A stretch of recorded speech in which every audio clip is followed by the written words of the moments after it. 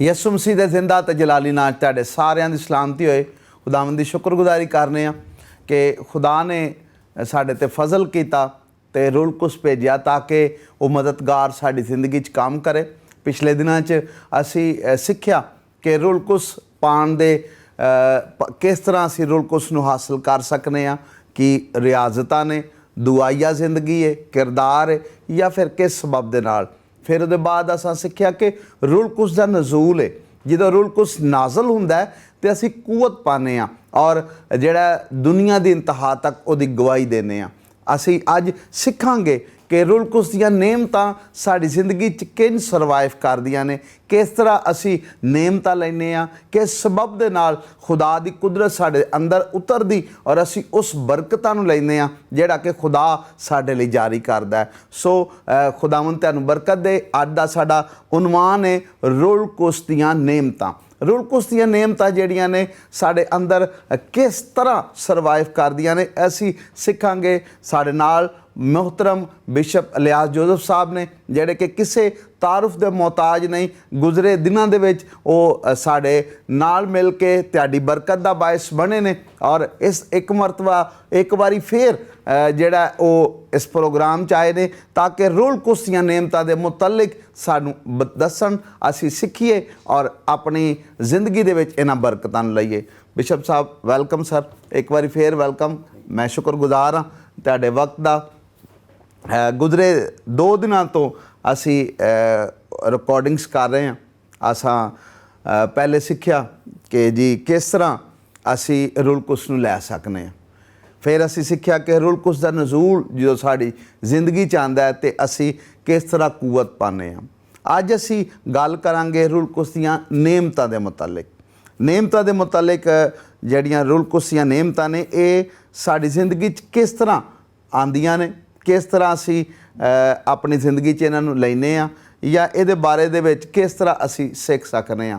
इस तो पहला कि असी सीखीए, साडे नाज़रीन नूं अपने बारे थोड़ा जिहा दसो। नाज़रीन, मेरा नाम bishop professor doctor Ilyas Joseph है और मेरा ताल्लुक church of living Christ Kashmir colony Karachi Pakistan तो में।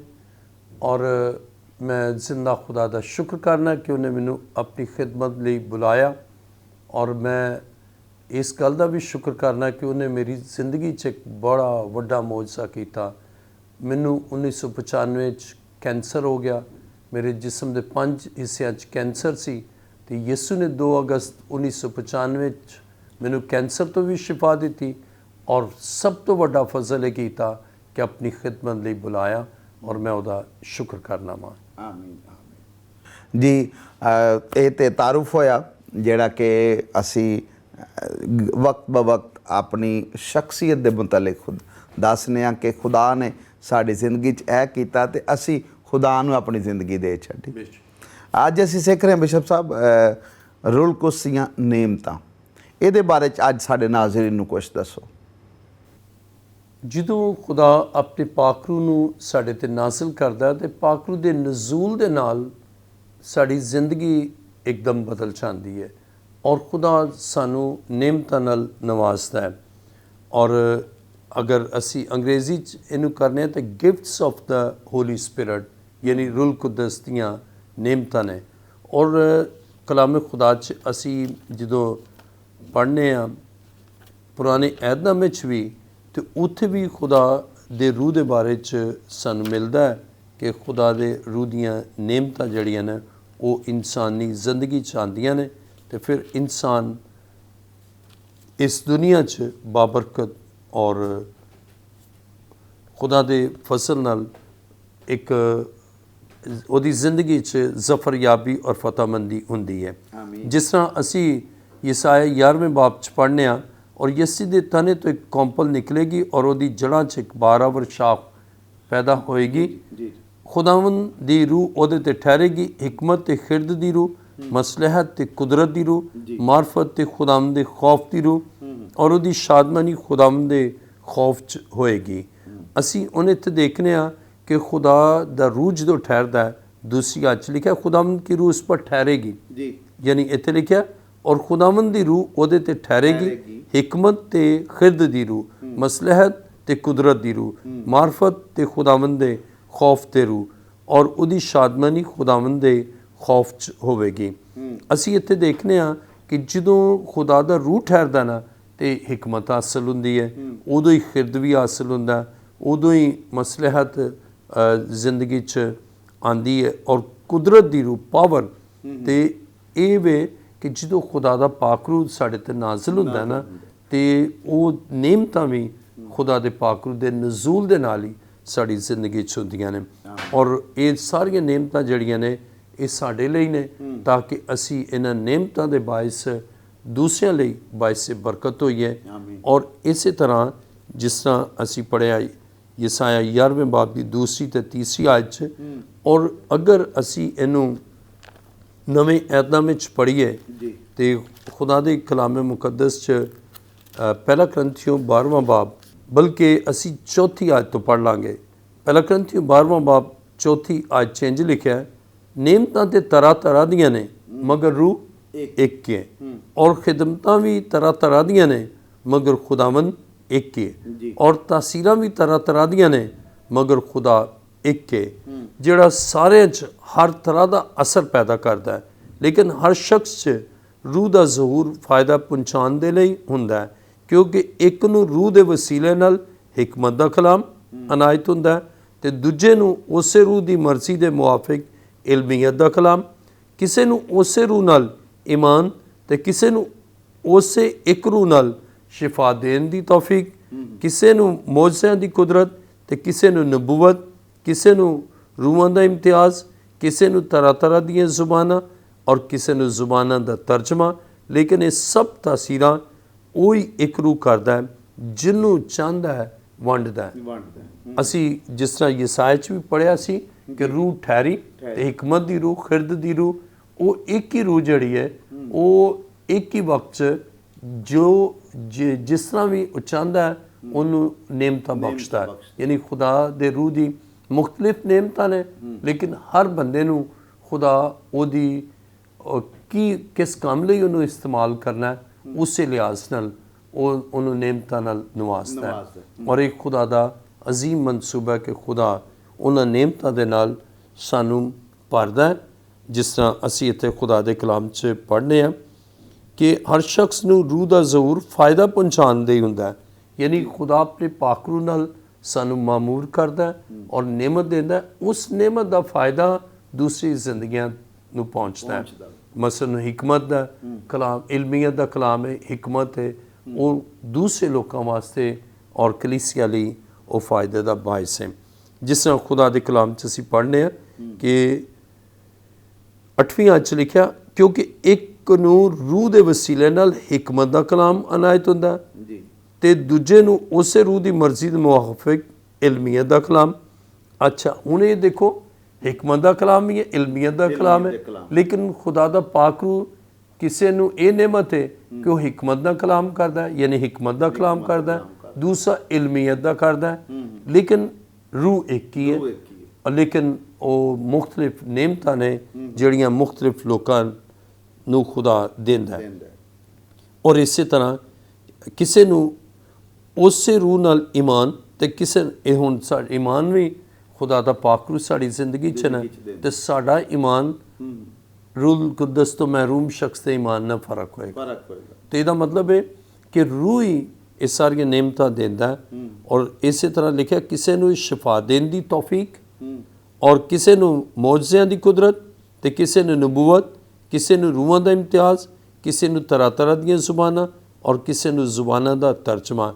ਲੇਕਿਨ ਇਹ ਸਾਰੀਆਂ ਤਾਸੀਰਾਂ ਇੱਕ ਰੂਹ ਕਰਦਾ ਔਰ ਜਿਹਨੂੰ ਚਾਹੁੰਦਾ ਵੰਡਦਾ। ਇਹਦਾ ਮਤਲਬ ਹੈ ਮੁਖਤਲਿਫ ਨੇਮਤਾਂ ਨੇ ਔਰ ਖੁਦਾ ਉਹ ਨੇਮਤਾਂ ਵੰਡਦਾ ਹੈ ਔਰ ਦਿੰਦਾ ਹੈ ਮੁਖਤਲਿਫ ਲੋਕਾਂ ਨੂੰ ਮੁਖਤਲਿਫ ਨੇਮਤਾਂ। ਅੱਛਾ, ਜਿਵੇਂ ਅਸੀਂ ਪੜ੍ਹਿਆ ਕਿ ਮੁਖਤਲਿਫ ਨੇਮਤਾਂ ਇੱਕ ਹੀ ਰੂਹ ਦਿੰਦਾ, ਤੇ ਕੀ ਇਹ ਸਾਰੀਆਂ ਨੇਮਤਾਂ ਕਿਸੇ ਇੱਕ ਨੂੰ ਵੀ ਮਿਲ ਜਾਂਦੀਆਂ ਨੇ?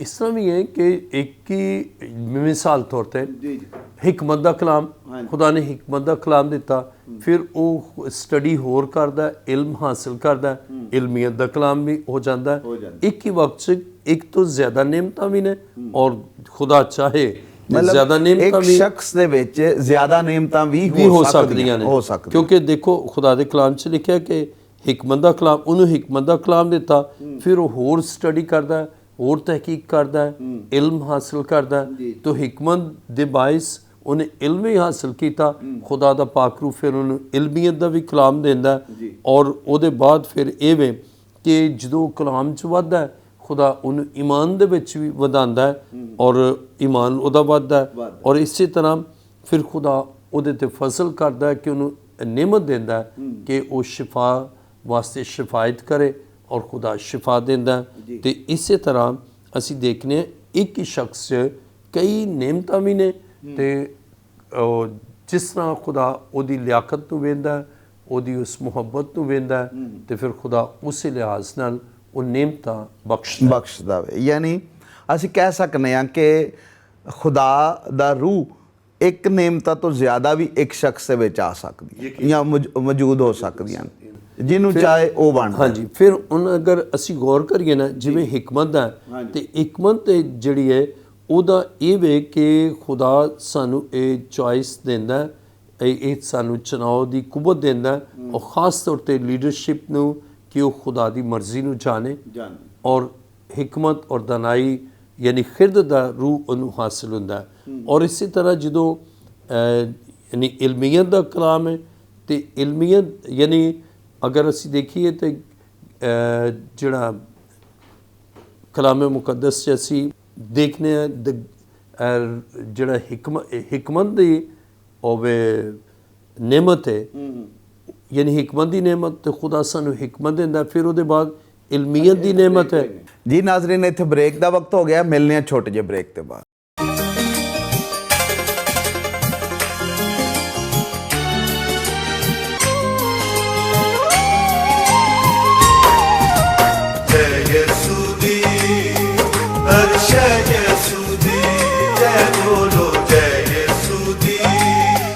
जी वेलकम बैक, खुश आमदीद, जी आयां नूं। असी नेमतां दे मुतालिक गल कर रहे सां कि नेमतां जिहड़ियां ने ਉਹ ਕਿਹੜੀਆਂ ਨੇ ਜਾਂ ਉਹਦੇ ਬਾਰੇ 'ਚ ਅਸੀਂ ਸਿੱਖ ਰਹੇ ਸਾਂ। ਹੁਣ ਅਸੀਂ ਸਿੱਖਾਂਗੇ ਕਿ ਨੇਮਤਾਂ ਦਾ ਮਕਸਦ ਕੀ ਹੈ ਕਲੀਸਿਆ ਦੇ ਵਿੱਚ। ਅਤੇ ਬਿਸ਼ਪ ਸਾਹਿਬ ਜਿੱਥੋਂ ਅਸੀਂ ਚੱਲੇ ਸਾਂ ਉੱਥੋਂ ਹੀ ਅਸੀਂ ਸ਼ੁਰੂ ਕਰਨੇ ਆ, ਔਰ ਅਸੀਂ ਗੱਲ ਕਰਨਾ ਚਾਹੁੰਦੇ ਹਾਂ ਕਿ ਜੀ ਨੇਮਤਾਂ ਦਾ ਮਕਸਦ ਕੀ ਹੈ। ਜਿੱਥੋਂ ਤੱਕ ਮਕਸਦ ਦਾ ਤਾਲੁਕ ਹੈ, ਤਾਂ ਮਕਸਦ ਨੇਮਤਾਂ ਦਾ ਇਹ ਵੇ ਕਿ ਕਲੀਸਿਆਈ ਤਰੱਕੀ ਹੋਏ, ਦੂਸਰਿਆਂ ਲਈ ਫਾਇਦਾਮੰਦ ਹੋਵੇ। ਔਰ ਜਿਹੜਾ ਤੁਹਾਡਾ ਅਗਲਾ ਸਵਾਲ ਸੀ ਉਹ ਇਹ ਵੇ ਕਿ ਕਿਹੜੀਆਂ ਜਿਹੜੀਆਂ ਨੇਮਤਾਂ ਨੇ, ਉਹਦਾ ਜਦੋਂ ਅਸੀਂ ਪਹਿਲਾ ਕਰੰਥੀਓ 12ਵਾਂ ਬਾਬ 8ਵੀਂ ਆਇਤ ਪੜ੍ਹੀਏ ਤਾਂ ਲਿਖਿਆ, ਕਿਉਂਕਿ ਇੱਕ ਨੂੰ ਰੂਹ ਦੇ ਵਸੀਲੇ ਨਾਲ ਹਿਕਮਤ ਦਾ ਕਲਾਮ ਅਨਾਇਤ ਹੁੰਦਾ, ਤੇ ਦੂਜੇ ਨੂੰ ਉਸੇ ਰੂਹ ਦੀ ਮਰਜ਼ੀ ਦੇ ਮੁਆਫਕ ਇਲਮੀਅਤ ਦਾ ਕਲਾਮ, ਕਿਸੇ ਨੂੰ ਉਸੇ ਰੂਹ ਨਾਲ ਈਮਾਨ, ਤੇ ਕਿਸੇ ਨੂੰ ਉਸੇ ਇੱਕ ਰੂਹ ਦੇ ਨਾਲ ਸ਼ਿਫਾ ਦੇਣ ਦੀ ਤੌਫੀਕ, ਕਿਸੇ ਨੂੰ ਮੌਜਜ਼ਿਆਂ ਦੀ ਕੁਦਰਤ, ਤੇ ਕਿਸੇ ਨੂੰ ਨਬੂਵਤ, ਤੇ ਕਿਸੇ ਨੂੰ ਰੂਹਾਂ ਦਾ ਇਮਤਿਆਜ਼, ਤੇ ਕਿਸੇ ਨੂੰ ਤਰ੍ਹਾਂ ਦੀਆਂ ਜ਼ੁਬਾਨਾਂ, ਤੇ ਕਿਸੇ ਨੂੰ ਜ਼ੁਬਾਨਾਂ ਦਾ ਤਰਜਮਾ। ਲੇਕਿਨ ਇਹ ਸਾਰੀਆਂ ਤਾਸੀਰਾਂ ਇੱਕ ਰੂਹ ਕਰਦਾ, ਔਰ ਜਿਹਨੂੰ ਚਾਹੁੰਦਾ ਹੈ ਵੰਡਦਾ ਹੈ। ਹੁਣ ਇਹ ਵੀ ਕਿ ਕਿਹੜੀਆਂ ਨੇਮਤਾਂ ਨੇ, ਅਸੀਂ ਸਭ ਤੋਂ ਪਹਿਲਾਂ ਦੇਖਾਂਗੇ ਪਹਿਲਾ ਕਰੰਥੀਓ 12ਵਾਂ ਬਾਬ ਔਰ ਉਹਦੀ 8ਵੀਂ ਆਇਤ 'ਚ, ਇੱਕ ਨੂੰ ਰੂਹ ਦੇ ਵਸੀਲੇ ਨਾਲ ਹਿਕਮਤ ਦਾ ਕਲਾਮ। ਔਰ ਇਹ ਨੇਮਤ ਹੈ ਹਿਕਮਤ ਦੀ ਨੇਮਤ। ਜਦੋਂ ਖੁਦਾ ਹਿਕਮਤ ਦੀ ਨੇਮਤ ਦਿੰਦਾ ਤੇ ਫਿਰ ਅਸੀਂ ਖੁਦਾ ਦੀ ਮਰਜ਼ੀ ਨੂੰ ਸਮਝਦੇ ਹਾਂ ਕਿ ਖੁਦਾ ਦੀ ਮਰਜ਼ੀ ਸਾਡੇ ਲਈ ਕੀ ਹੈ, ਔਰ ਹਿਕਮਤ ਦੇ ਨਾਲ, ਦਾਨਾਈ ਦੇ ਨਾਲ ਅਸੀਂ ਖੁਦਾ ਦੀ ਹਜ਼ੂਰੀ 'ਚ ਚੱਲਦੇ ਹਾਂ। ਔਰ ਦੂਸਰੀ ਜਿਹੜੀ ਹੈ ਉਹ ਇਹ ਵੇ ਕਿ ਇਲਮੀਅਤ ਦੀ ਨੇਮਤ, ਯਾਨੀ ਸਾਨੂੰ ਇਸ ਨੇਮਤ ਦੇ ਨਾਲ ਅਸੀਂ ਸਮਝਦੇ ਹਾਂ ਕਿ ਰੂਹਾਨੀ ਤੌਰ 'ਤੇ ਅਸੀਂ ਮੁਖਤਲਿਫ ਹਾਲਾਤ 'ਚ ਖੁਦਾ ਦੇ ਉਸ ਮਰਜ਼ੀ ਨੂੰ ਖੁਦਾ ਜਾਣ ਕੇ ਕਿ ਖੁਦਾ ਦੀ ਮਰਜ਼ੀ ਕੀ ਹੈ, ਔਰ ਅਸੀਂ ਇਹ ਇਲਮ ਦੇ ਮਾਨੀਏ ਜਾਣਨਾ, ਤੇ ਅਸੀਂ ਇਹ ਖੁਦਾ ਦੀ ਮਰਜ਼ੀ ਨੂੰ ਜਾਣਦੇ ਹਾਂ, ਔਰ ਉਹਦੇ ਕਲਾਮ ਨੂੰ ਵੀ ਉਹਦੀ ਮਰਜ਼ੀ ਦੇ ਨਾਲ ਜਾਣਦੇ ਹਾਂ।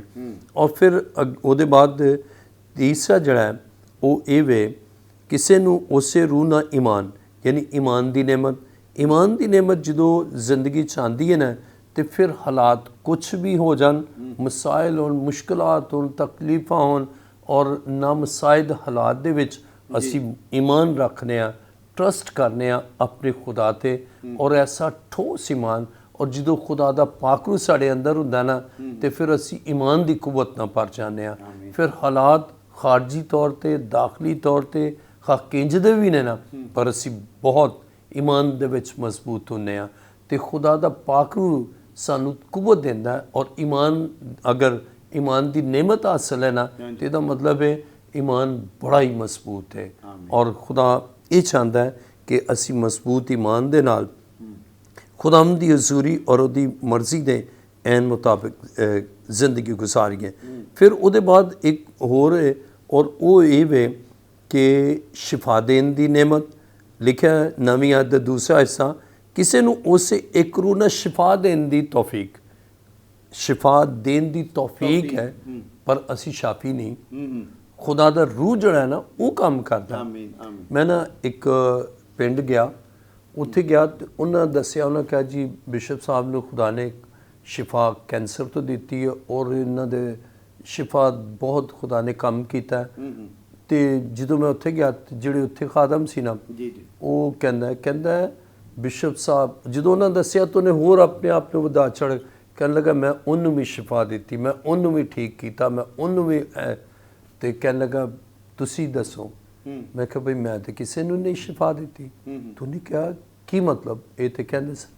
ਮੈਂ ਕਿਹਾ ਇਹ ਵੇ ਸ਼ਿਫਾ ਦੇਣ ਦੀ ਤੌਫੀਕ, ਔਰ ਖੁਦਾ ਹੀ ਹੈ ਜਿਹੜਾ ਸ਼ਾਫੀ ਹੈ, ਲੇਕਿਨ ਸਾਨੂੰ ਉਹਨੇ ਤੌਫੀਕ ਦਿੱਤੀ ਹੈ ਕਿ ਅਸੀਂ ਸ਼ਿਫਾਇਤ ਕਰੀਏ। ਆਮੀਨ। ਔਰ ਜਦੋਂ ਸ਼ਿਫਾ ਦੇਣ ਦੀ ਤੌਫੀਕ ਤੋਂ ਮੁਰਾਦ ਹੈ ਕਿ ਖੁਦਾ ਦਾ ਪਾਕ ਰੂਹ ਸਾਡੀ ਜ਼ਿੰਦਗੀ 'ਚ ਕੰਮ ਕਰਦਾ ਹੈ ਕਿ ਅਸੀਂ ਈਮਾਨ ਦੇ ਨਾਲ ਉਹਨਾਂ ਲਈ ਸ਼ਿਫਾਇਤ ਕਰੀਏ ਔਰ ਸ਼ਿਫਾ ਪਾਣ। ਔਰ ਇਸੇ ਤਰ੍ਹਾਂ ਬਹੁਤ ਸਾਰੇ ਲੋਕ ਜਿਹੜੇ ਕੈਂਸਰ ਦੇ ਮਰੀਜ਼ ਨੇ, ਬਦਰੂ ਗਿਫਤਾ ਨੇ ਜਾਂ ਹੋਰ, ਤੇ ਈਮਾਨ ਦੇ ਨਾਲ ਜਦੋਂ ਦੁਆ ਕਰਨਾ, ਔਰ ਮੇਰਾ ਈਮਾਨ ਹੈ ਕਿ ਯਿਸੂ ਉਹਨਾਂ ਨੂੰ ਸ਼ਿਫਾ ਦੇਣ 'ਚ ਕੁਦਰਤ ਰੱਖਦਾ ਹੈ ਔਰ ਕੋਈ ਕੰਮ ਐਸਾ ਨਹੀਂ ਜਿਹੜਾ ਨਾਮੁਮਕਿਨ ਹੋਏ, ਤੇ ਖੁਦਾ ਉਹਨਾਂ ਦੀ ਜ਼ਿੰਦਗੀ 'ਚ ਕੰਮ ਕਰਦਾ ਹੈ। ਤੇ ਇਹ ਵੀ ਰੂਹ ਦੇ ਵਸੀਲੇ ਨਾਲ ਇੰਜ ਵੀ ਹੋ ਜਾਂਦਾ ਕਦੀ ਕਦੀ ਕਿ ਇਨਸਾਨ ਆਪਣੇ ਨਾਂ ਨੂੰ ਜਲਾਲ ਦਿੰਦਾ। ਇਹ ਵਾਲੀ ਗੱਲ ਮੈਂ ਕਹਿਣਾ ਕਿ ਸ਼ਿਫਾ ਦੇਣ ਦੀ ਤੌਫੀਕ ਹੈ ਤੇ ਉਹ ਖੁਦਾ ਦੀ ਤਰਫੋਂ, ਉਹ ਖੁਦਾ ਦਾ ਪਾਕਰੂ ਜ਼ਿੰਦਗੀ 'ਚ, ਤੇ ਖੁਦਾ ਪਾਕਰੂ ਜਿਹੜਾ ਉਹ ਕੁਦਰਤ ਨਾਲ ਕੰਮ ਕਰਦਾ ਹੈ ਤੇ ਅਸੀਂ ਉਹਦੇ ਆਲਾਕਾਰ ਹਾਂ। ਔਰ ਇਸੇ ਤਰ੍ਹਾਂ ਖੁਦਾ ਦੇ ਕਲਾਮ ਮੁਕੱਦਸ 'ਚ ਅਸੀਂ ਪੜ੍ਹਨੇ ਹਾਂ ਕਿ ਲਿਖਿਆ ਹੈ ਕਿ 10ਵੀਂ ਆਇਤ, ਕਿਸੇ ਨੂੰ ਮੌਜਜ਼ਿਆਂ ਦੀ ਕੁਦਰਤ। ਅੱਛਾ, ਇਹ ਹੁਣ ਇਹ ਗਿਫਟ ਆਫ ਹੀਲਿੰਗ, ਯਾਨੀ ਸ਼ਿਫਾ ਦੇਣ ਦੀ ਨੇਮਤ। ਤੇ ਖੁਦਾਵੰਦ ਇਹ ਕਿ ਮੌਜਜ਼ਾ ਜਿਹੜਾ ਨਾ ਉਹ ਕੰਮ ਜਿਹੜਾ ਸਾਡੀ ਅਕਲ ਤੇ ਹਿਕਮਤ 'ਚ ਨਹੀਂ ਗਾ ਔਰ ਸਾਡੀ ਤਵੱਕੋ ਦੇ ਬਿਲਕੁਲ ਬਰਅਕਸ ਹੈ। ਇਹ ਮੌਜਜ਼ਾ ਹੈ, ਮਿਰੇਕਲ ਹੈ ਕਿ ਖੁਦਾ ਉਹ ਕੰਮ ਕਰਦਾ ਹੈ। ਤੇ ਖੁਦਾ ਆਪਣੇ ਪਾਕਰੂ ਨੂੰ ਜਦੋਂ ਨਾਜ਼ਿਲ ਕਰਦਾ ਤੇ ਫਿਰ ਉਸ ਜ਼ਿੰਦਗੀ ਦੇ ਵਸੀਲੇ ਨਾਲ ਉਹ ਕੰਮ ਹੁੰਦੇ ਨੇ। ਤਾਹਮ ਕੁਵਤ ਉਸ ਜ਼ਿੰਦਗੀ 'ਚ ਨਹੀਂ ਬਲਕਿ ਖੁਦਾ ਦੇ ਪਾਕਰੂ ਦੀ ਹੈ। ਔਰ ਖੁਦਾ ਦੇ ਪਾਕਰੂ ਦੇ ਬਾਇਸ ਉਹ ਸ਼ਖਸ ਯਾਨੀ ਇਹ ਸਮਝਦਾ ਕਿ ਪਾਕਰੂ ਯਾਨੀ ਨੇਮਤ ਮਿਲੀ ਹੈ, ਲੇਕਿਨ रूह वे यानी खुदा दा पाक रूह वे ਜਿਹੜਾ ਜ਼ਿੰਦਗੀ 'ਚ ਕੰਮ ਕਰਦਾ। ਸ਼ਿਫਾ ਤੇ ਮੌਜਜ਼ਾ ਇਹਦੇ 'ਚ ਕੀ ਫਰਕ ਆ ਜਾਂਦਾ ਹੈ? ਦੋਨੋਂ ਚੀਜ਼ਾਂ ਤੇ ਸ਼ਿਫਾ ਜਿਸ ਕੋਈ ਸ਼ਖਸ ਡਾਕਟਰ ਹੈ ਉਹ ਵੀ ਲਿਖਦੇ ਨੇ ਜੀ ਸ਼ਾਫੀ, ਹਾਂਜੀ ਠੀਕ ਹੈ। ਮੌਜਜ਼ਾ ਜਿਹੜਾ ਵੇ ਉਹਦੇ ਤੇ ਇਹਦੇ 'ਚ ਮੌਜਜ਼ਾ ਜਿਹੜਾ ਨਾ ਜਿਸ ਸ਼ਿਫਾ ਉਹ ਤੇ ਜਿੰਨੀਆਂ ਬਿਮਾਰੀਆਂ ਨੇ ਨਾ ਉਹਨਾਂ ਤੋਂ ਹੀਲ ਹੋਇਆ, ਸ਼ਿਫਾ ਪਾਈ। ਮੌਜਜ਼ਾ ਇਹ ਵੇ ਕਿ ਉਹ ਕੰਮ ਜਿਹੜਾ ਉਹਦੀ ਜ਼ਿੰਦਗੀ, ਮਿਸਾਲ ਤੌਰ ਤੇ ਇਹ ਕੰਮ ਉਹਦੇ ਕੋਲ ਨਹੀਂ ਹੋ ਸਕਦਾ ਤੇ ਉਹ ਹੋ ਗਿਆ। ਇਹ ਮੌਜਜ਼ਾ ਹੈ, ਯਾਨੀ ਕਿ ਮੇਰੇ ਕੋਲ ਨਾਮੁਮਕਿਨ ਕੰਮ ਜਿਹੜਾ ਉਹ ਸਮਝਦਾ ਕਿ ਨਹੀਂ ਹੋ ਸਕਦਾ ਲੇਕਿਨ ਖੁਦਾ ਕਰ ਸਕਦਾ ਹੈ। ਤੇ ਜਦੋਂ ਖੁਦਾ ਦਾ ਪਾਕਰੂ ਜ਼ਿੰਦਗੀ 'ਚ ਕੰਮ ਕਰਦਾ ਨਾ ਫਿਰ ਖੁਦਾ ਉਹਨਾਂ ਦੇ ਵਸੀਲੇ ਨਾਲ, ਜਿਸ ਤਰ੍ਹਾਂ ਅਸੀਂ ਦੇਖਦੇ ਹਾਂ ਪਤਰਸ ਜਨਮ ਦੇ ਲੰਗੜੇ ਨੂੰ ਕਹਿੰਦਾ ਕਿ ਮੇਰੀ ਤਰਫ ਵੇਖ, ਉਹ ਵੇਂਦਾ ਕਿ ਸ਼ਾਇਦ ਇਹਨੂੰ ਕੁਝ ਹੋਰ ਮਿਲੇਗਾ, ਪਰ ਉਹ ਸ਼ਿਫਾ ਤੇ ਮੌਜਜ਼ਾ ਕਰਨ ਦੀ ਕੁਦਰਤ, ਉੱਥੇ ਹੀਲਿੰਗ ਵੀ ਹੈ ਤੇ ਮੌਜਜ਼ਾ। ਉਹ ਕੰਮ ਜਿਹੜਾ ਇਨਸਾਨੀ ਅਕਲ ਤੇ ਇਨਸਾਨੀ ਹਕਮਤ ਦੇ ਤਹਿਤ ਨਹੀਂ ਹੋ ਸਕਦਾ, ਉਹ ਕੰਮ ਹੋਣਾ ਜਿਹੜਾ ਇਹ ਮੌਜਜ਼ਾ ਹੈ। ਆਮੀਨ। ਤੇ ਸ਼ਿਫਾ ਇਹ ਵੇ ਕਿ ਉਹ ਟੀਬੀ ਦਾ ਮਰੀਜ਼ ਹੈ ਜਾਂ ਬਿਮਾਰ ਹੈ, ਬਿਮਾਰੀਆਂ ਮਤਲਬ ਉਹਨਾਂ ਤੋਂ ਸ਼ਿਫਾ ਪਾ ਯਾਨੀ ਥੈਂਕ ਯੂ ਅੰਗਰੇਜ਼ੀ ਚ ਹੀਲਿੰਗ ਤੇ ਮਿਰੇਕਲਸ। ਜੀ ਜੀ ਜੀ। ਔਰ ਇਸੇ ਤਰ੍ਹਾਂ ਅੱਗੇ ਮਜ਼ੀਦ ਅਸੀਂ ਪੜ੍ਹਨੇ ਆ, ਲਿਖਿਆ ਕਿਸੇ ਨੂੰ ਰੂਹਾਂ ਦਾ ਇਮਤਿਆਜ਼, ਕਿਸੇ ਨੂੰ ਨਬੂਵਤ, ਯਾਨੀ ਨਬੂਵਤ ਇਹ ਵੇ ਕਿ ਉਹ ਗੱਲ ਜਿਹੜੀ ਹੋਣ ਵਾਲੀ ਹੈ ਨਾ ਉਹ ਪਹਿਲਾਂ ਤੋਂ ਦੱਸ ਦੇਣਾ, ਇਹ ਨਬੂਵਤ ਹੈ। ਔਰ ਇਸੇ ਤਰ੍ਹਾਂ ਰੂਹਾਂ ਦਾ ਇਮਤਿਆਜ਼, ਹੁਣ ਜਿਹੜਾ ਰੂਲ ਕੁਦਸ ਯਾਫਤਾ ਹੈ ਨਾ, ਔਰ ਉਹਨੂੰ ਖੁਦਾ ਨੇ ਨਿਮਤ ਦਿੱਤੀ ਕਿ ਰੂਹਾਂ ਦਾ ਇਮਤਿਆਜ਼ ਉਹ ਗੱਲ ਨਹੀਂ ਕਰ ਰਹੇ ਹੋਣਗੇ ਤੇ ਖੁਦਾ ਦਾ ਪਾਕ ਰੂ ਗਾਈਡ ਕਰੇਗਾ ਇਹ ਬੰਦਾ ਕੈਸਾ ਹੈ। ਉਹਨੂੰ ਰੂਹਾਂ ਦਾ ਇਮਤਿਆਜ਼ ਹੋਏਗਾ। ਲੇਕਿਨ ਜਦੋਂ ਰੂਹਾਂ ਦਾ ਇਮਤਿਆਜ਼ ਨਹੀਂ ਨਾ, ਉਹ ਫਿਰ ਧੋਖਾ ਵੀ ਖਾਏਗਾ ਔਰ ਬਹੁਤ ਮਸਾਇਲ ਦਾ ਸ਼ਿਕਾਰ ਹੋਏਗਾ। ਇਸ ਲਈ ਜਦੋਂ ਰੂਹਾਂ ਦਾ ਇਮਤਿਆਜ਼ ਹੈ ਨਾ ਤੇ ਪਤਾ ਚੱਲੇਗਾ ਇਹ ਰੂਹ ਖੁਦਾ ਦੀ ਤਰਫੋਂ ਹੈ ਜਾਂ ਨਹੀਂ। ਤੇ ਇਸ ਲਈ ਰੂਹਾਂ ਦਾ ਇਮਤਿਆਜ਼ ਜਿਹੜਾ ਨਾ ਇਹ ਵੀ ਖੁਦਾ ਦੇ ਪਾਕ ਰੂ ਦੀ ਨਿਮਤ ਹੈ ਔਰ ਜਿਹਨੂੰ ਖੁਦਾ ਚਾਹੁੰਦਾ ਹੈ ਬਖਸ਼ਦਾ ਹੈ। ਔਰ ਇਸੇ ਤਰ੍ਹਾਂ ਕਲਾਮ ਮੁਕੱਦਸ ਚ ਲਿਖਿਆ ਕਿਸੇ ਨੂੰ ਤਰ੍ਹਾਂ ਤਰ੍ਹਾਂ ਦੀ ਜ਼ੁਬਾਨਾਂ, ਹੁਣ ਕਿਸੇ ਨੂੰ ਜ਼ੁਬਾਨਾਂ ਔਰ ਕਿਸੇ ਨੂੰ ਜ਼ੁਬਾਨਾਂ ਦਾ ਤਰਜਮਾ। ਅਸੀਂ ਦੇਖਨੇ ਆ ਕੋਈ ਗੱਲ ਕਰ ਰਿਹਾ ਉਹਨੂੰ ਤਰਜਮਾ, ਔਰ ਇੰਨਾ ਪੜ੍ਹਿਆ ਲਿਖਿਆ ਵੀ ਨਹੀਂ ਹੋਏਗਾ ਪਰ ਖੁਦਾ ਦਾ ਪਾਕ ਰੂ ਕੰਮ ਕਰਦਾ ਹੈ ਔਰ ਬਿਲਕੁਲ ਥੋੜਾ ਜਿਹਾ ਪੜ੍ਹਿਆ ਲਿਖਿਆ ਲੇਕਿਨ ਤਰਜਮਾ ਕਰਦਾ, ਬਹੁਤ ਅੱਛਾ ਕਰਦਾ ਕਿਉਂਕਿ ਖੁਦਾ ਦਾ ਪਾਕ ਰੂ ਉਹਦੀ ਜ਼ਿੰਦਗੀ 'ਚ ਕੰਮ ਕਰਦਾ ਹੈ। ਯਾਨੀ ਉਹਨੂੰ ਇਹ ਨਿਮਤ ਦਿੱਤੀ ਹੈ ਕਿ ਉਹ ਮੁਫਤ ਦੂਸਰੀ ਜ਼ੁਬਾਨਾਂ ਦਾ ਤਰਜਮਾ ਕਰ ਸਕੇ। ਔਰ ਕਲਾਮ ਖੁਦਾ 'ਚ ਅਸੀਂ ਪੜ੍ਹਨੇ ਆ ਕਿ ਇਹ ਸਾਰੀਆਂ ਤਾਸੀਰਾਂ ਇੱਕ ਹੀ ਰੂਹ ਕਰਦਾ ਔਰ ਜਿਹਨੂੰ ਚਾਹੁੰਦਾ ਵੰਡਦਾ। ਹੁਣ ਇਹ ਵੇ ਕਿ ਸਿਰਫ ਇੱਕ ਹੀ ਗੱਲ ਨਹੀਂ ਬਲਕਿ ਕਿਸੇ ਨੂੰ ਉਹਨੇ ਇਹ ਯਾਨੀ ਜ਼ੁਬਾਨਾਂ ਦਾ ਤਰਜਮਾ ਦਿੱਤਾ ਹੈ, ਕਿਸੇ ਨੂੰ ਈਮਾਨ ਦਿੱਤਾ ਹੈ, ਕਿਸੇ ਨੂੰ ਉਹ ਦਿੱਤਾ ਔਰ ਕਿਸੇ ਨੂੰ ਇੱਕ ਤੋਂ ਜ਼ਿਆਦਾ ਨਿਮਤਾਂ ਵੀ ਹਾਸਲ ਨੇ। ਇਹ ਜਿਹਨੂੰ ਖੁਦਾ ਚਾਹੁੰਦਾ ਨਾ ਉਸੇ ਲਿਹਾਜ਼ ਨਾਲ ਉਹਨੂੰ ਬਖਸ਼ ਦਿੰਦਾ ਹੈ। ਔਰ ਇਸੇ ਤਰ੍ਹਾਂ ਕਲਾਮ ਮੁਕੱਦਸ ਜਦੋਂ ਅਸੀਂ ਇਫਸੀਅਨ 4 ਬਾਬ 7ਵੀਂ ਆਇਤ ਪੜ੍ਹਨੇ ਆ ਤੇ ਖੁਦਾ ਦੇ ਕਲਾਮ 'ਚ ਲਿਖਿਆ ਔਰ ਸਾਡੇ 'ਚ ਹਰ ਇੱਕ ਤੇ ਮਸੀਹ ਦੀ ਬਖਸ਼ਿਸ਼ ਤੇ ਅੰਦਾਜ਼ਾ ਦੇ ਮੁਆਫਿਕ ਫਜ਼ਲ ਹੋਇਆ। ਇਸ ਵਾਸਤੇ ਉਹ ਫਰਮਾਂਦਾ ਹੈ ਕਿ ਜਦੋਂ ਆਲਮੇ ਬਾਲਾ ਤੇ ਚੜ੍ਹਿਆ ਤੇ ਕੈਦੀਆਂ ਨੂੰ ਨਾਲ ਲੈ ਗਿਆ ਔਰ ਆਦਮੀਆਂ ਨੂੰ ਇਨਾਮ ਦਿੱਤੇ।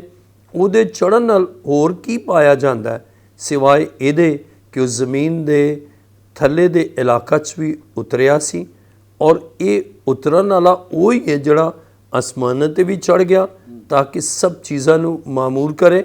ਔਰ ਉਹਨੇ 11ਵੀਂ ਗੌਰ ਤਲਬ ਹੈ ਲਿਖਿਆ ਉਹਨੇ ਬਾਜ਼ ਨੂੰ ਰਸੂਲ, ਬਾਜ਼ ਨੂੰ ਨਬੀ, ਬਾਜ਼ ਨੂੰ ਮੁਬਸ਼ਰ ਤੇ ਬਾਜ਼ ਨੂੰ ਚਰਵਾਹਾ ਔਰ ਉਸਤਾਦ ਬਣਾ ਕੇ ਦੇ ਦਿੱਤਾ ਤਾਂ ਕਿ ਮੁਕੱਦਸ ਲੋਕ ਕਾਮਿਲ ਬਣਨ ਔਰ ਖਿਦਮਤ ਗੁਜ਼ਾਰੀ ਦਾ ਕੰਮ ਕੀਤਾ ਜਾਏ ਔਰ ਮਸੀਹ ਦਾ ਬਦਨ ਤਰੱਕੀ ਪਾਏ।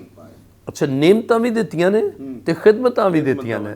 ਜਿਸ ਤਰ੍ਹਾਂ ਅਸੀਂ ਦੇਖਦੇ ਹਾਂ ਕਿ ਮੁਖਤਲਿਫ ਨਿਯਮਤਾਂ ਨੇ ਔਰ ਇੱਕ ਹੀ ਪਾਕਰੂ ਦੇ ਵਸੀਲੇ ਨਾਲ ਮੁਖਤਲਿਫ ਨਿਯਮਤਾਂ ਨੇ ਔਰ ਇਸੇ ਤਰ੍ਹਾਂ ਖਿਦਮਤਾਂ ਵੀ ਨੇ, ਯਾਨੀ ਖਿਦਮਾਤ ਵੀ ਮੁਖਤਲਿਫ ਨੇ। ਔਰ ਇਨ ਸਾਰੀ ਨਿਯਮਤਾਂ ਦਾ ਔਰ ਖਿਦਮਾਤ ਦਾ ਮਕਸਦ ਇਹ ਵੇ ਕਿ ਮਸੀਹ ਦਾ ਬਦਨ ਤਰੱਕੀ ਪਾਏ। ਔਰ ਖਿਦਮਤਾਂ ਕੀ ਨੇ ਉਹ ਅਸੀਂ ਪੜ੍ਹਨੇ ਆ।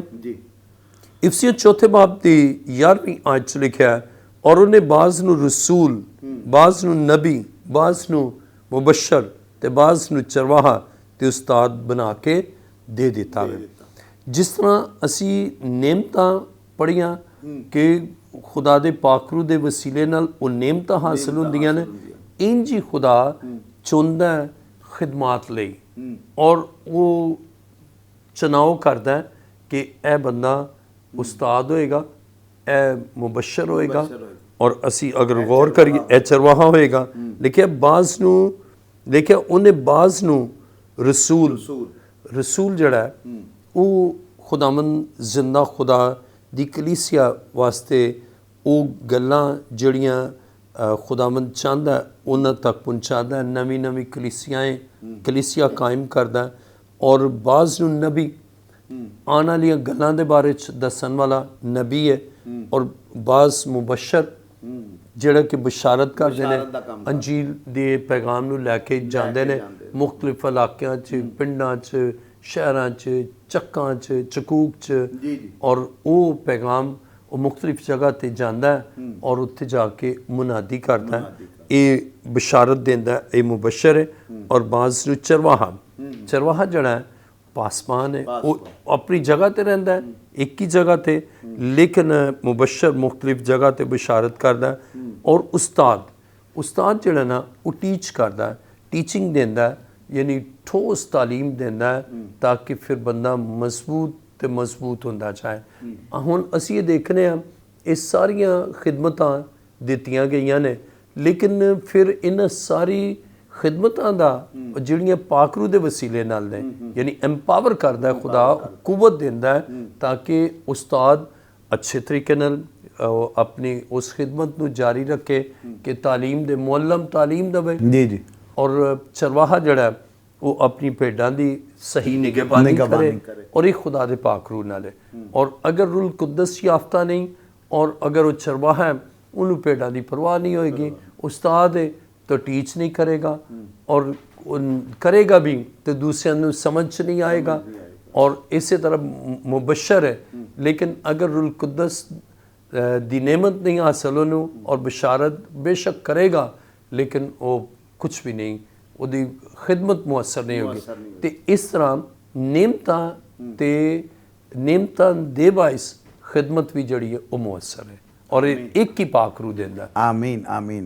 बेशक असां सिੱਖਿਆ कि खिदमत गुजार दुरुस्त है तो ਉਹਦੇ ਵਿੱਚ नेमतां ते बरकतां भी कायम होणगीਆਂ। असां इन्हां नेमतां ਦੇ ਮੁਤਲਕ ਜਾਣਿਆ। खुदावंद इन्हां नेमतां ਨੂੰ ਤੁਹਾਡੇ अंदर ट्रांसफर करे, कलीसिया बाबरकत होए और मसीह दा नाम जलाल पांदा रहे। अगले प्रोग्राम तक इजाज़त दिओ। जय यीशु दी।